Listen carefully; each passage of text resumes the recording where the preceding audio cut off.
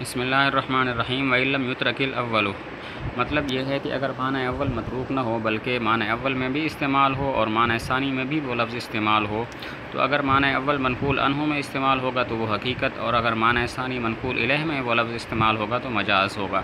جیسا کہ اسد، اس کو اولاً حیوان مفترس کے لیے وضع کیا گیا، پھر اس کو رجل شجاع کی طرف نقل کیا گیا، اس لیے کہ دونوں میں علاقہ موجود ہے اور وہ علاقہ ہے بہادری، تو لہذا جب یہ حیوان مفترس میں استعمال ہوگا تو حقیقت ہوگا، اور جب بہادر آدمی میں استعمال ہوگا تو مجاز ہوگا۔ وَإِلَّمْ يُتْرَكِ الْأَوَّلُ مطلب یہ ہے کہ اگر لفظ مفرد کا معنی اول متروک نہ ہو بلکہ وہ کبھی معنی اول میں استعمال ہو کبھی معنی ثانی میں، تو جب معنی اول منقول عنہ میں استعمال ہوگا تو حقیقت، اور جب معنی ثانی منقول الیہ میں استعمال ہوگا تو مجاز۔ جیسا کہ اسد، اس کو اولاً حیوان مفترس کے لیے وضع کیا گیا، پھر بہادر آدمی کی طرف اس کو نقل کیا گیا، اس لیے کہ دونوں میں علاقہ موجود ہے اور وہ علاقہ بہادری کا ہے، تو لہذا جب یہ حیوان مفترس میں استعمال ہوگا تو حقیقت، اور جب یہ بہادر آدمی میں استعمال ہوگا تو مجاز ہوگا۔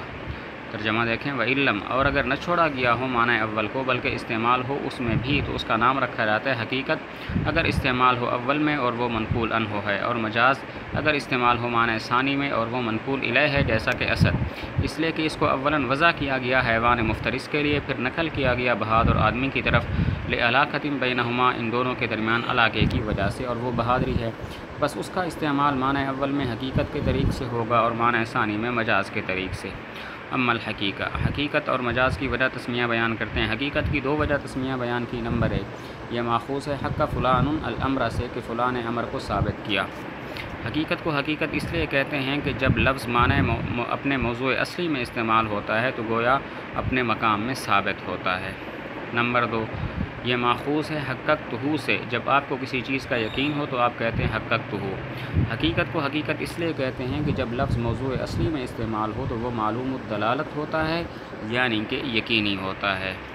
اور مجاز کی وجہ تسمیہ بیان کی کہ یہ ماخوذ ہے جاز الشیء یجوزہ سے، وہ شے سے بڑھ گیا، وہ شے سے بڑھتا ہے۔ مجاز کو مجاز اس لیے کہتے ہیں کہ جب لفظ معنی مجازی میں استعمال ہو تو اپنے مکان اول اور موضوع اصلی سے تجاوز کیے ہوئے ہوتا ہے، اس لیے اس کو مجاز کہتے ہیں۔ اما الحقیقت، حقیقت کی دو وجہ تسمیہ بیان کی۔ نمبر 1، یہ ماخوذ ہے حق فلان الامر سے کہ فلاں نے امر کو ثابت کر دیا۔ حقیقت کو حقیقت اس لیے کہتے ہیں کہ جب لفظ موضوع اصلی میں استعمال ہو تو اپنے مقام میں گویا ثابت ہوتا ہے۔ نمبر 2، یہ ماخوذ ہے حققتہ سے، جب آپ کو کسی چیز کا یقین ہو تو آپ کہتے ہیں حققتہ۔ مجاز کو حقیقت کو حقیقت اس لیے کہتے ہیں کہ جب لفظ موضوع اصلی میں استعمال ہو تو وہ معلوم الدلالت ہوتا ہے، یعنی یقینی ہوتا ہے۔ اور مجاز کی وجہ تسمیہ بیان کی ماخوذ ہے جاز الشیء یجوزہ سے، وہ شے سے بڑھ گیا، وہ شے سے بڑھتا ہے۔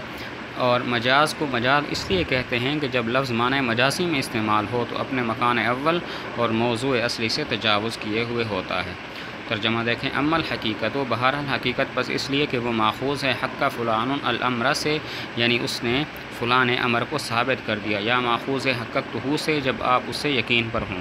بس جب لفظ مستعمل ہو اپنے موضوع اصلی میں تو وہ شے ہوتی ہے جو ثابت کی گئی ہوتی ہے، اپنے مقام میں معلوم الدلالت ہوتی ہے۔ اور بہرحال مجاز بس اس لیے کہ وہ ماخوذ ہے جاز الشیء یجوزہ سے جب وہ اس سے تجاوز کر جائے، اور جب لفظ استعمال ہو معنی مجازی میں تو تحقیق وہ تجاوز کر چکا ہوتا ہے اپنے مکان اول سے اور موضوع اصلی سے۔ قال، متن کا حاصل یہ ہے کہ لفظ کی جب دوسرے لفظ کی طرف نسبت ہو تو دو قسم پر ہے، مرادف و مباین۔ مرادف یہ ہے کہ دونوں کا معنی ایک ہو، اور مباین یہ ہے کہ دونوں کا معنی مختلف ہو۔ متن کا حاصل یہ ہے کہ جب لفظ کی دوسرے لفظ کی طرف نسبت ہو اس کی دو قسمیں ہیں، مرادف اور مباین۔ مرادف یہ ہے کہ دونوں کا معنی ایک ہو، اور مباین یہ ہے کہ دونوں کا معنی مختلف ہو۔ ترجمہ، قال، مصنف نے کہا، اور ہر وہ لفظ پس وہ دوسرے لفظ کے لحاظ سے اس کا مرادف ہوتا ہے اگر دونوں موافق ہوں معنی میں، اور اس کا مباین ہوتا ہے اگر دونوں اس میں مختلف ہوں۔ اقول، متن کی وضاحت کرتے ہیں کہ پہلے لفظ کی باعتبار خود لفظ اور باعتبار اپنے معنی کے تقسیم تھی، اور اب لفظ کی دوسرے لفظ کے لحاظ سے تقسیم کرتے ہیں کہ جب لفظ کو ہم دوسرے لفظ کی طرف منسوب کریں تو دو حال سے خالی نہیں، یا تو دونوں کا معنی ایک ہوگا یا الگ الگ۔ دونوں کا معنی ایک ہو تو ان کو متوافقین کہتے ہیں اور مترادفین کہتے ہیں، اور اگر دونوں کا معنی مختلف ہو تو ان کو متباینین کہتے ہیں۔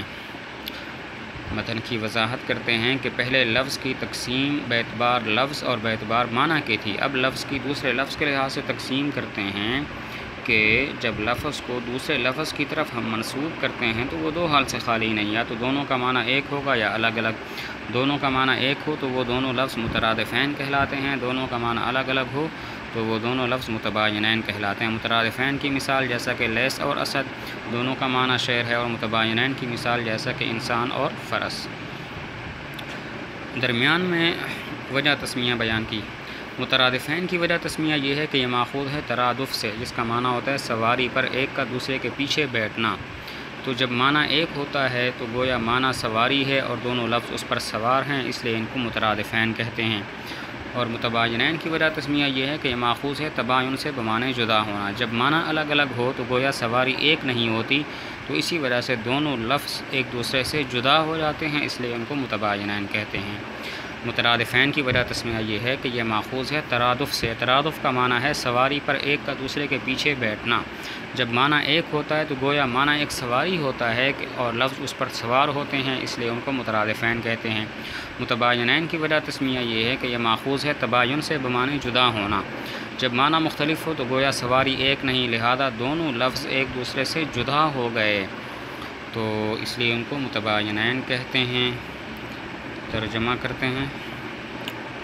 اقول، میں کہتا ہوں، ما مرہ، جو کچھ گزرا لفظ کی تقسیم سے، وہ تھا لفظ کے لحاظ سے اور اپنے نفس معنی کے لحاظ سے، اور یہ لفظ کی تقسیم ہے باعتبار اس کے غیر کے الفاظ میں سے، باعتبار دوسرے لفظ کے۔ پس لفظ جب ہم اس کو منسوب کریں دوسرے لفظ کی طرف تو وہ خالی نہیں، یا تو متوافق ہوں گے معنی میں، یعنی ان دونوں کا معنی ایک ہوگا، یا مختلف ہوں گے معنی میں، یعنی ان میں سے ایک کا ایک معنی ہوگا، دوسرے کا دوسرے معنی ہوگا۔ بس اگر متوافقین ہوں تو وہ اس کا مرادف ہے، اور لفظ دونوں مترادف ہیں۔ اخذ کرتے ہوئے ترادف سے، جو کہ ایک کا سوار ہونا ہے دوسرے کے پیچھے، گویا کہ معنی سواری ہے اور دو لفظ اس پر سوار ہیں، پس یہ دونوں مترادفین ہیں، جیسا کہ لیس اور اسد۔ اور اگر دونوں مختلف ہوں تو وہ اس کے مباین ہوتا ہے، اور دونوں لفظ متباین ہوتے ہیں، کیونکہ مباینہ مفارقہ ہے، اور جب معنی مختلف ہو تو سواری ایک نہیں ہوگی، پس جدائی ہو جائے گی دو لفظوں کے درمیان بوجہ دو سواریوں کے درمیان جدائی کے، جیسا کہ انسان اور فرس۔